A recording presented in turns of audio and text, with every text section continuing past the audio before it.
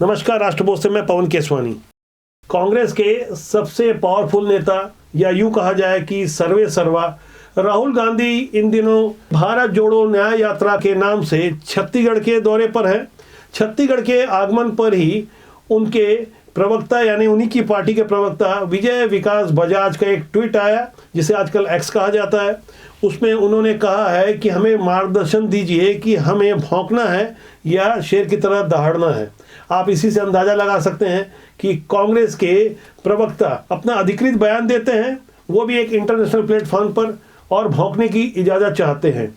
ऐसे ही एक और नेता हैं अमरजीत भगत, जो चुनाव से पहले मंत्री थे और मंत्री रहते उन्होंने एक सैनिक उम्मीदवार जो उनके प्रतिद्वंदी उम्मीदवार थे भारतीय जनता पार्टी के राम कुमार टोप्पो, सीतापुर से चुनाव लड़ रहे थे, उनके बारे में कहा कि सैनिक का काम तो बॉर्डर में होता है। इस तरह की जब बयानबाजी कांग्रेस के नेता करते हैं, इससे आप अंदाज़ा लगा सकते हैं कि आखिर कांग्रेस के नेताओं की मनस्थिति क्या है, किस तरह से दंभ में बातें की जा रही थी। ये वही अमरजीत भगत है जिनके यहाँ इन दिनों तगड़ी छापेमारी हुई। 5 दिनों की छापेमारी में फिलहाल 13 करोड़ की बरामदगी हुई है। बेहद हैरान करने वाली कई जानकारी सामने आई है, जिसे आपको जानना समझना बहुत जरूरी है। ये वही अमरजीत भगत हैं जिन्होंने 2023 की 15 मार्च को दावा किया था कि यदि 2023 के अंत में विधानसभा चुनाव के दौरान छत्तीसगढ़ में कांग्रेस की सरकार नहीं बनी तो मूछें कटवा लेंगे। फिलहाल चुनाव हारे 2 महीने से ज़्यादा हो गए हैं, लोग इंतजार कर रहे हैं कि वो मूछें कब काटेंगे,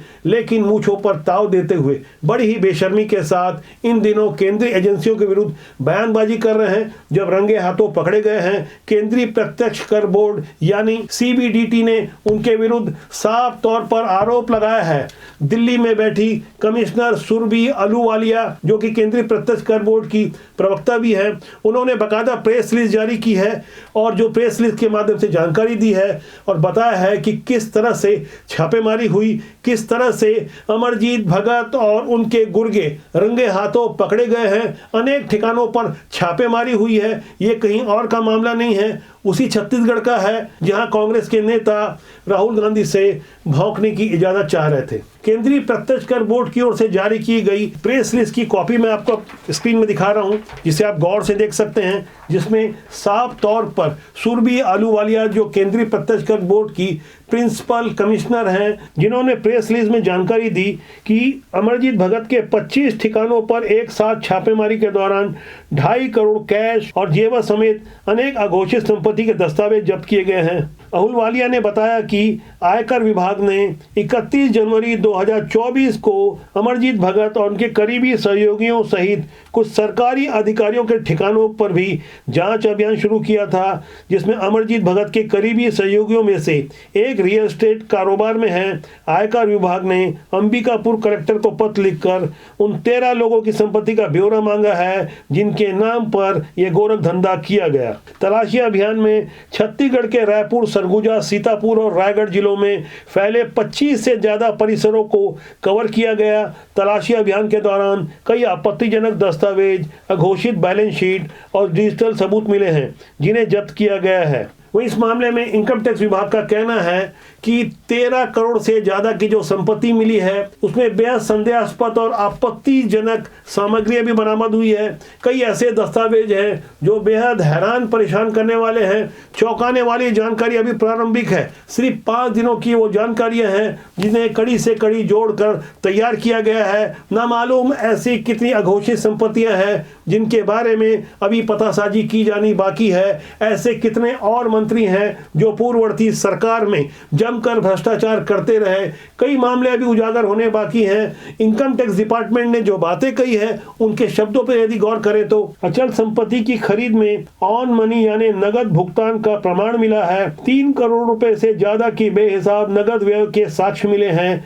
रियल एस्टेट कारोबार में पीईपी यानी पॉलिटिकल एक्सपोर्ट पर्सन के सहयोगियों से कमाए हुए 8 करोड़ रुपए भी पाए गए हैं। इसी पीईपी का जिक्र करते हुए सुरभि अहलूवालिया ने अपनी प्रेस विज्ञप्ति के माध्यम से जानकारी दी है कि अमरजीत भगत के करीबी सहयोगियों और उनके कर्मचारियों के बयानों से इन सबूतों को बल मिलता है। इनकम टैक्स डिपार्टमेंट के अनुसार पीईपी यानी अमरजीत भगत ने अनेक कमजोर लोगों के जमीन हड़पने का भी महापाप किया है। एक मंत्री रहते अमरजीत भगत ने ये सब किया है। ये प्रमाणिक दस्तावेज कोई और नहीं, केंद्रीय जांच एजेंसियों ने साक्ष्यों के साथ सरेआम किया है, जिसे आपको गौर करना होगा कि हमारे वो नेता जो मंत्री थे, जो प्रशासन में बैठे हुए थे, लोगों को सुशासन का वादा कर रहे थे, वो इस तरह की गिरी हुई हरकत में लिप्त थे। अमरजीत भगत के अलावा कई और चेहरे बेनकाब होने बाकी हैं। अमरजीत भगत के बारे में इनकम टैक्स डिपार्टमेंट का कहना है कि अमरजीत भगत के करीबी सहयोगियों के अवैध रूप से जमीन हड़पने से जुड़े आपत्तिजनक दस्तावेज पाए गए हैं, जिसमें किसानों और प्रभावित व्यक्तियों की भूमि इस तरह से हस्तांतरित की गई है। उन्होंने भी अपने बयान में माना है कि भूमि लेन देन पीपी अमरजीत भगत के पद और प्रभाव से किया गया। इस तरह अमरजीत भगत के पद और प्रभाव का इस्तेमाल उनके सहयोगियों ने पुनर्वास पट्टा की खरीद की अनुमति पाने में भी किया था। इतना ही नहीं, ह्यूम पाइप्स की कंपनी चला रही पीपी अमरजीत भगत की पत्नी के स्वामित्व वाले कारखाने के परिसर में बैंक क्रेडिट के मुकाबले टर्नओवर में भारी गड़बड़ी मिली है। तलाशी अभियान के दौरान भारी मात्रा में नकदी और आभूषणों की बरामदगी हुई है। यहाँ गौर करने वाली बात यह है कि अवैध रूप से पट्टा प्राप्त कर उन्हीं पट्टे की जमीन को अपने नाम में करवाने में भी अमरजीत भगत संलिप्त पाए गए हैं, उनके सहयोगी संलिप्त पाए गए हैं। यहाँ कड़िया जोड़ी गई है। किसी राजू अग्रवाल नामक रियल एस्टेट कारोबारी का नाम सामने आया है। उनके 3 कमरों को सील कर दिया गया है। पत्नी की जो कंपनी है वहाँ उनकी अघोषित कमाई की भी पतासाजी की जा रही है। 13 बेहिसाब संपत्तियों की जानकारी अंबिकापुर कलेक्टर से जुटाई जा रही है। इतने सारे सबूत इकट्ठे होने के बाद अब अमरजीत भगत कह रहे हैं कि भारत जोड़ो न्याय यात्रा का मैं एक प्रमुख सिपाही हूं, मुझे परेशान करने के लिए यह सब किया जा रहा है। भारत जोड़ो न्याय यात्रा के बारे में भी कुछ चर्चा हो जाए, जो छत्तीसगढ़ में इन दिनों चल रही है। आखिर वहां किस तरह का नजारा है, इस पर भी हमें गौर करना चाहिए। और इस यात्रा में जहां नया शब्द जोड़ा गया है, वहां राहुल गांधी से भी यह प्रश्न पूछना चाहिए कि गरीबों के नाम पर जो जमीनें पट्टे के रूप में उपलब्ध करवाई गई, जिस तरह की संपत्ति को अपने नाम करवाया गया, वहां कैसा न्याय हो रहा था? क्या राहुल गांधी के सिपाही यही संदेश देना चाहते हैं? क्या राहुल गांधी की सिपाही वॉल राइटिंग के नाम पर झगड़ा करते हैं, जैसा कि देवेंद्र यादव और उमेश पटेल के नाम पर झगड़ा हो रहा है? जानकारी के अनुसार राहुल गांधी की यात्रा खरसिया विधानसभा के आसपास से गुजरेगी और इन दिनों भिलाई के विधायक देवेंद्र यादव, जो पहले ही ईडी और इनकम टैक्स की रडार में हैं, कोल घोटाले के आरोपी हैं, राहुल गांधी के हमकदम हैं, वो यात्रा में साथ हैं। वॉल राइटिंग की गई, लेकिन उनके नाम पर कालिक पोत दी गई। वो न्याय यात्रा किस तरह से चल रही है वो तो छत्तीसगढ़ की जनता देख रही है। लेकिन अमरजीत भगत जिस तरह से 2023 के विधानसभा चुनाव में अपने परिवार की आय और अपनी आय बता रहे थे 7 करोड़ 55 लाख है, जो 5 साल पहले यानी 2018 में 5 करोड़ 85 लाख थी, लेकिन फिलहाल 13 करोड़ की तो बरामदगी हो गई है। ऐसे में यहाँ बहुत बड़ा प्रश्नवाचक निशान खड़ा होता है, क्या पैसे आसमान से आ गए, या जो कागज मिले हैं वो झूठे हैं, या जो ऑन कैमरा जनता को नजर आ रहा है वो सब झूठ है? तमाम ऐसे प्रश्न हैं जहां हमारे नेताओं को संदेह के दायरे में खड़ा करते हैं। यही कारण है कि साफ सुथरा व्यक्ति राजनीति से जुड़ने से कतराता है। इसलिए हम इस जनमंच के माध्यम से लगातार आग्रह करते हैं कि अच्छे लोगों को राजनीति में आना चाहिए। यदि आपने चैनल को सब्सक्राइब नहीं किया तो कृपया सब्सक्राइब कर लीजिए। आगे मैं इस बारे में कुछ और जानकारी दे रहा हूँ कि किस तरह से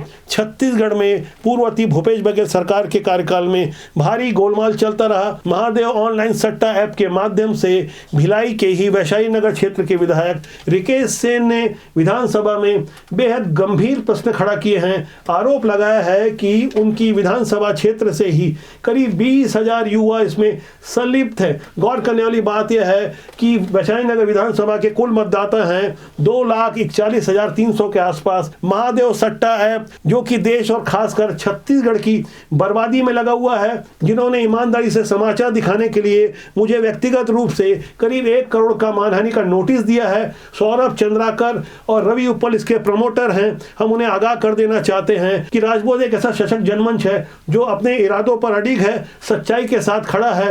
रिकेश सेन जो जिम्मेदार विधायक हैं, उन्होंने जो कहा, उनके एक एक शब्दों को आपको गौर करना चाहिए कि आखिर रिकेश सेन ने कैसे गंभीर आरोप लगाए हैं। भिलाई खेल और शिक्षादानी के रूप में पहचाना जाता था, अब महादेव सट्टे के नाम से पहचाना जा रहा है। ऐप के प्रमोटर सौरभ चंद्राकर की शादी के बाराती भिलाई में खुलेआम घूम रहे हैं, उनके खिलाफ जांच और कार्रवाई होनी चाहिए। वैशाली नगर विधानसभा क्षेत्र से 20,000 से अधिक युवा इसमें संलिप्त हैं, लेकिन इनके साथ कई अधिकारी भी महादेव ऐप को संरक्षण देते हैं। उन्होंने खुद भी आईडी का संचालन किया है। दुर्ग जिले में पिछले 5 वर्षों में लगातार ऐसे लोगों की पोस्टिंग हो रही है। पुलिस प्रशासन के लोगों के पास खुद के पास महादेव आईडी है, राजनीतिक दल के अलग अलग नेताओं के पास महादेव की आईडी है, लेकिन केवल 90 लोगों पर कार्रवाई की गई है। भाजपा विधायक रिकेश सिंह के इन आरोपों से आप समझ सकते हैं कि मामला कितना गंभीर है। कई राजनेता, पुलिस के अधिकारियों के भी उन्होंने संलिप्त होने की बातें कही है।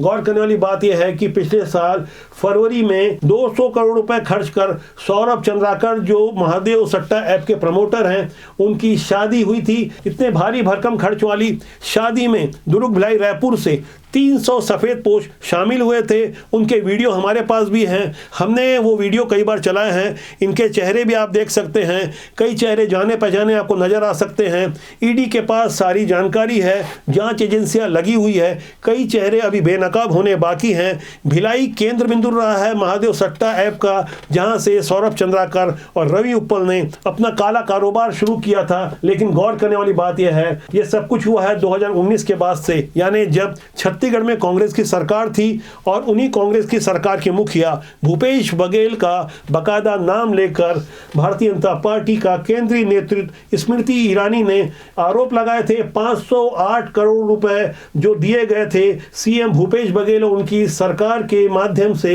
महादेव बुक के संरक्षण के लिए, वो पैसे आखिर कहां गए?